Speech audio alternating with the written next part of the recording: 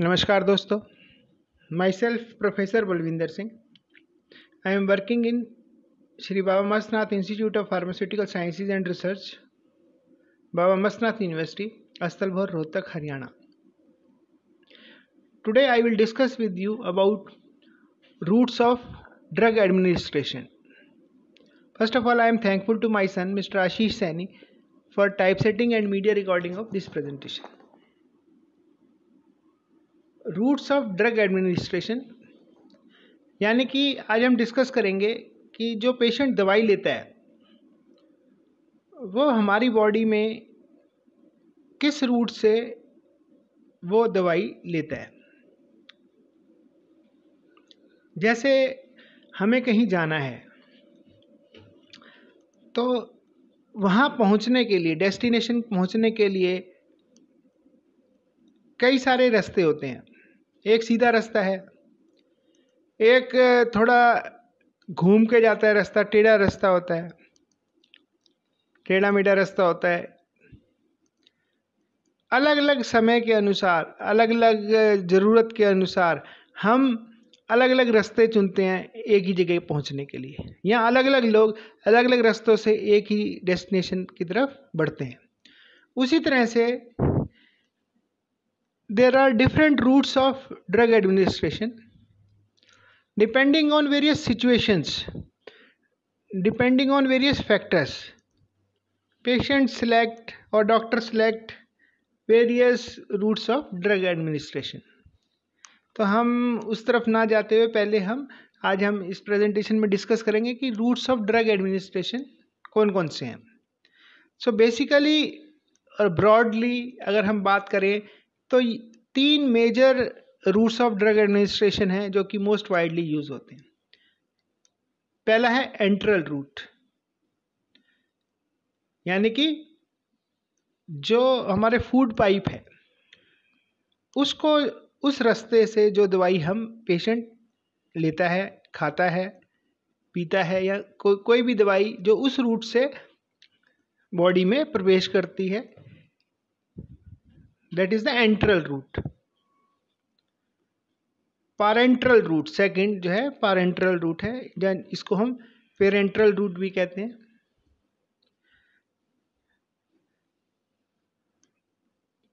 ये रूट जो है that is parenteral, means other than GI tract, gastrointestinal tract को, फूड पाइप के ट्रैक्ट को छोड़ के जो दूसरे रूट है वो पारेंट्रल। इसको हम इंजेक्टेबल्स भी कहते हैं, जो इंजेक्शन लगाया जाता है वो रूट जो है ड्रग एडमिनिस्ट्रेशन का, that is the second one. Third one is the topical route.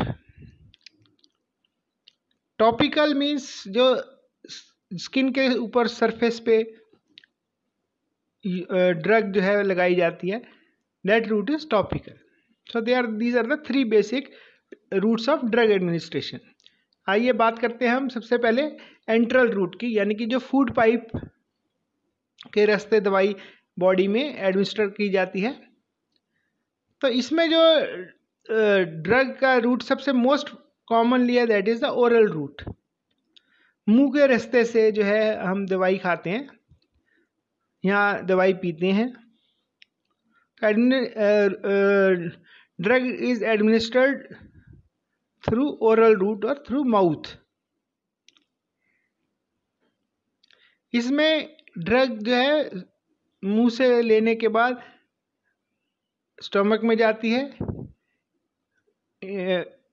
Intestine में जाती है, और फिर रेक्टम और एनएस के थ्रू बॉडी से बाहर चली जाती है। उससे पहले जो है ड्रग, मान लो टैबलेट हमने खाई तो वो स्टमक में जाके डिसइंटीग्रेट होती है, पानी के साथ घुल के पाउडर फॉर्म में, सिरप फॉर्म में, सस्पेंशन फॉर्म में पहुंचती है। उसके बाद वो इंटेस्टाइन में पहुंचती है। कुछ ड्रग्स जो है वो स्टमक में एब्जॉर्ब हो जाती हैं, ब्लड में चली जाती हैं, कुछ इंटेस्टाइन में चली जाती हैं। वहाँ से वो लीवर में जाता है ब्लड उस दवाई को लेके, जहाँ दवाई का फर्स्ट जो मेटाबॉलिज्म है, फर्स्ट बाईपास जो मेटाबॉलिज्म का है वो वहाँ पे प्रोसेस होती है। उसके बाद जो है ब्लड ड्रग को लीवर से बाहर ले जाके पूरी बॉडी में सर्कुलेट करता है। ओरली हम कोई भी दवाई खाते हैं तो उसके लिए पेशेंट को होश में होना चाहिए, बेहोश नहीं होना चाहिए, अनकॉन्शियस नहीं होना चाहिए। और ओरल रूट में दवाई खाने के बाद दवा को कुछ टाइम लगता है अपना असर दिखाने में, क्योंकि ब्लड में पहुंचने से पहले ड्रग स्टोमक में जाएगी।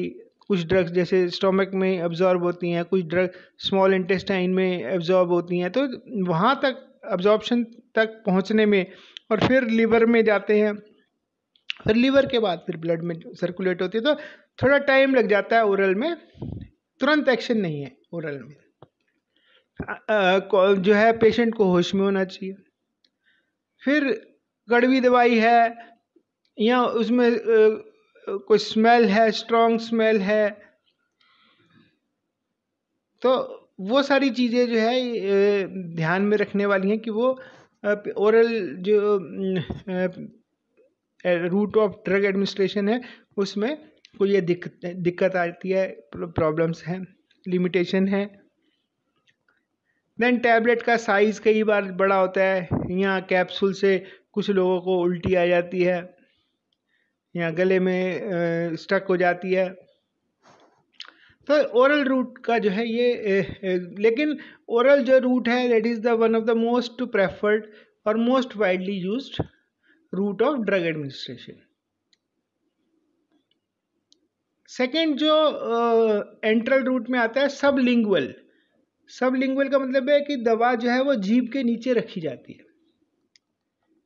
जैसे बहुत कॉमन एग्जांपल है जो हार्ट के पेशेंट हैं जिनको एंजाइना का पेन होता है, उनके लिए सॉर्बिट्रेट की गोली आती है, छोटी सी गोली होती है, उनको डॉक्टर एडवाइस करते हैं कि हमेशा जेब में रखो।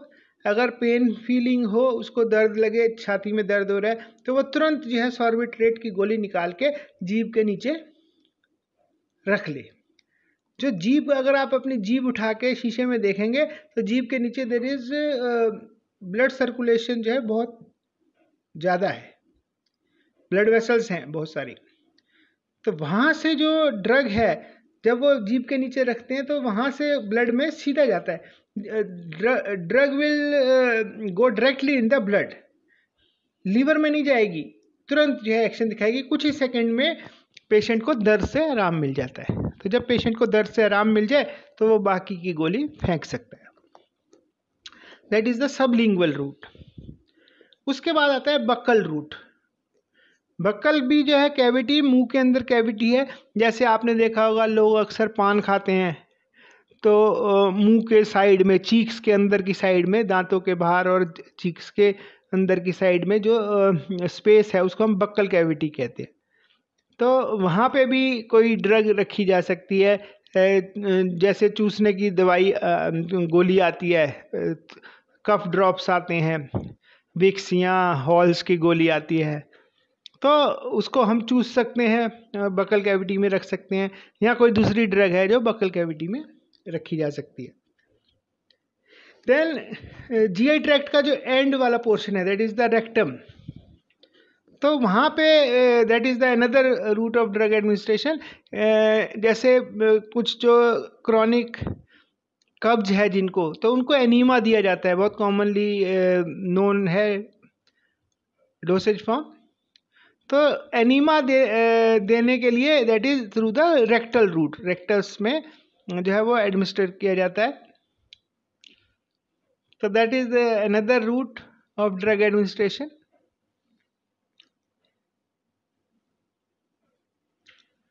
Coming to next class, that is the parenteral route. Again, that is also known as injectable route. जो इंजेक्शन हम यूज़ करते हैं, मोस्ट कॉमनली यूज़ करते हैं। तो पारेंट्रल, पार मतलब अदर और एंट्रल मतलब GI tract, other than intestine.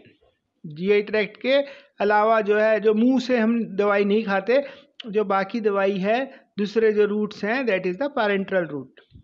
Injectables हैं और इसमें सबसे ज़्यादा मोस्ट कॉमन है इंट्रावीनस, मतलब जो इंजेक्शन है वो सीधा वेन्स के अंदर, इंट्रा मतलब इनसाइड, और वेन्स मतलब वेन के अंदर जो नीडल है वो नीडल्स के थ्रू, सिरिंज के थ्रू दवाई जो है वेन्स में दी जाती है।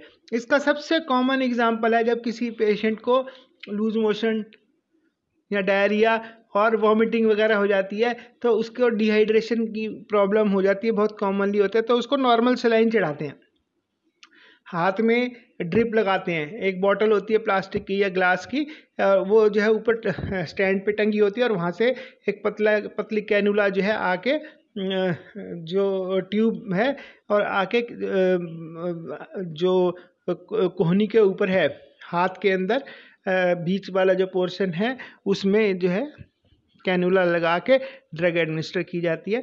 और उस जो ड्रिप की बॉटल है, जनरली नॉर्मल सेलाइन वाली बॉटल होती है, और अगर ज़्यादा वीकनेस हो तो उसको हम डेक्सट्रोज भी साथ में दे सकते हैं। डेक्सट्रोज वाला जो बॉटल है, आईवी बॉटल है, इंट्रावीनस बॉटल जो है अवेलेबल होती है। उसके अंदर साथ में हम दवाई भी मिक्स करके दे सकते हैं, डिपेंडिंग ऑन द, कोई इन्फेक्शन है तो एंटीबायोटिक वगैरह भी दे सकते हैं। तो that is the intravenous route. ये सबसे फास्टेस्ट रूट है, और इसमें दवाई जो है सीधा ब्लड में जा रही है। 100% दवाई जो है वो ब्लड में चली जाती है। जबकि हम ओरल रूट से खाते हैं, तो ओरल रूट में जैसे लीवर में मेटाबॉलिज्म होता है, फर्स्ट बाईपास होता है लीवर में, तो वहाँ पे जो है ड्रग जो है मेटाबलाइज होने का मतलब है कि उसकी जो बायोअवेलेबिलिटी है वो रिड्यूस हो जाती है, 100% नहीं रह पाती। तो इसमें जो है इंट्रावीनस रूट में एडवांटेज है कि इट इज़ फास्ट। एक तो फास्ट एक्शन है, वहाँ देर से एक्शन होता है ओरल में। इंट्रावीनस में 100% ड्रग जाती है, उसमें 100% ड्रग नहीं जाती। जो ओरल है उसमें पेशेंट को कॉन्शियस होना जरूरी है। इसमें पेशेंट कॉन्शियस हो या अनकॉन्शियस हो, that doesn't matter, drug can be given intravenous route से हम दे सकते हैं। जब हमें फास्ट एक्शन चाहिए होता है, इमीडिएट एक्शन चाहिए होता है, इन केस ऑफ इमरजेंसी है, तो ये रूट प्रेफर किया जाता है। इसमें बस एक ही लिमिटेशन है कि इसमें जो है नीडल प्रिक की जाती है, तो उसमें जो पेशेंट को थोड़ा बहुत दर्द जो होता है, that is the only limitation. नहीं तो मोस्ट कॉमनली जो है अब तो स्टरलाइज्ड है, डिस्पोजेबल आती हैं सिरिंज, तो ज़्यादा दिक्कत नहीं होती और बहुत कॉमनली यूज़ की जाती है। तो इंट्रावीनस रूट है। इसके बाद आते हैं हम इंट्रामस्कुलर, मतलब जो मसल्स हैं उसके अंदर जो है ड्रग इंजेक्ट की जाती है, दैट इज़ द रूट। जैसे बाजू की है, पैर में लेग्स के अंदर है जो मसल, हिप्स के नीचे, तो मसल्स के अंदर जो है कई इंजेक्शन लगाए जाते हैं, कई वैक्सीन लगाई जाती हैं, टेटनस का इंजेक्शन लगाया जाता है। तो इंट्रामस्कुलर जो है वो मसल्स के अंदर लगाया जाता है। इंट्रावीनस तो ब्लड के अंदर चले गया तुरंत। मसल्स के अंदर भी जो है वो फास्ट एक्शन है, लेकिन इंट्रावीनस के मुकाबले में थोड़ा धीरे जाता है और धीरे धीरे जो है ड्रग वो सर्कुलेशन में जाती है। नेक्स्ट है हमारी सबक्यूटेनियस, जो स्किन की लेयर है, उसमें जो सबक्यूटेनियस लेयर है स्किन के नीचे की साइड जो है, उस पोर्शन में ड्रग जो है एडमिनिस्टर की जाती है। स्किन उठा के थोड़ा सा, और उसमें नीडल जो है, नीडल से हल्का छोटी नीडल यूज़ करते हैं और उसको यूज़ की जाती है। Then we have the intra arterial, ये कम यूज़ होता है, आर्टरी के अंदर जो है ड्रग दी जाती है।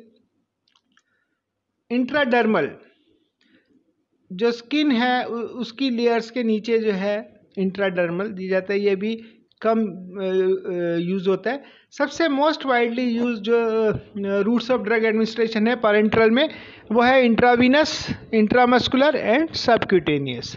ये तीन जो है most widely used routes of drug administration के लिए यूज़ किए जाते हैं। फिर आते हैं लास्ट में जो थर्ड कैटेगरी है, दैट इज़ द टॉपिकल।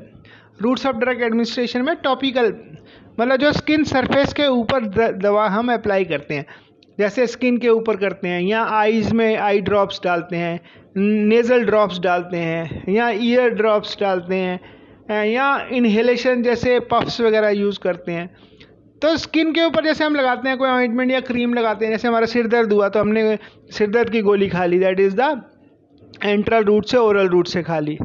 अगर किसी को फीवर है तो जो है उसने एनाल्जेसिक एंटीपायरेटिक टैबलेट खा ली। अगर किसी को इन्फेक्शन है तो वो जो है अपना अगर ओरली खा सकता है ओरली खा ली, अगर इमरजेंसी है तो इंजेक्टेबल रूट से प्रेफर किया गया। अब किसी को सिर दर्द है तो वो उसने कहा भाई नहीं, मेरे को जो है गोली खाने से पेट में एसिडिटी हो जाती है तो मैं तो बाम लगाऊंगा, तो वो जो है बाम लेके सिर दर्द हो रहा है तो सिर के ऊपर जो है बाम लगा सकता है। घुटनों में दर्द है तो घुटनों में वो ऑइंटमेंट या क्रीम लगा सकता है। तो उस तरह से स्किन के ऊपर जो भी दवाई लगाई जाती है स्किन से, फिर वो हमारे बॉडी टेम्परेचर के हिसाब से वो मेल्ट हो जाती है और फिर वो बॉडी की जो स्किन है उसको एब्जॉर्ब करती है और फिर वो ड्रग जो है अपना लोकल एक्शन दिखाती है। आई ड्रॉप्स में भी जैसे कोई इन्फेक्शन है या सूजन है तो एंटी इन्फ्लामेटरी ड्रग भी हो सकती है, एंटीबायोटिक्स भी हो सकते हैं। या और दूसरी जो आइज़ की प्रॉब्लम है, नेज़ल ड्रॉप बंद नाक को खोलने के लिए जैसे यूज़ किया जाता है, नेज़ल ड्रॉप नोज़ के थ्रू जा सकते हैं। कान में कोई दर्द है, इन्फेक्शन है तो जो ईयर ड्रॉप्स यूज़ करते हैं, तो that is the route of drug administration. These are the routes other than the GI tract नहीं है। देन इनहेलेशंस, जैसे एस्थमेटिक पेशेंट्स हैं, पफ्स यूज़ करते हैं, इनहेलेशंस यूज़ करते हैं। तो जो इनहेलेशन है, या किसी को कोल्ड हो गया तो भाप लेते हैं, साथ में उसमें जो है स्टीम के साथ वो एस्थालिन का जो है इंजेक्शन को तोड़ के और उसको जो है मिक्स करके उसके जो है स्टीम के साथ इनहेल करते हैं। या कॉर्टिकोस्टेरॉइड्स का जो है पफ्स लेते हैं तो they are not going to absorb in the body, they are having the local action. जो ब्रोंकाइटिस है, ब्रोंको कंस्ट्रिक्शन है, तो they will have the superficial, जो स्किन के अंदर, स्किन की जो एयरवेज में जो स्किन है उसके ऊपर जो है लोकल इन्फ्लामेशन जो हो रही है उसको ठीक करते हैं। तो they are the topical category में आते हैं, रूट्स ऑफ ड्रग एडमिनिस्ट्रेशन में आते हैं। So that's all about the roots of drug administration. मैंने कोशिश किया है कि अपना काफ़ी कुछ बताने की, फिर भी अगर कुछ आप पूछना चाहें तो मेरा phone number and email ID है, आप मेरे से कांटेक्ट कर सकते हैं। In the end, I am once again thankful to my son, Mr. Ashish Saini, for typesetting and media recording of this presentation. Thank you very much. Good day. Best of luck.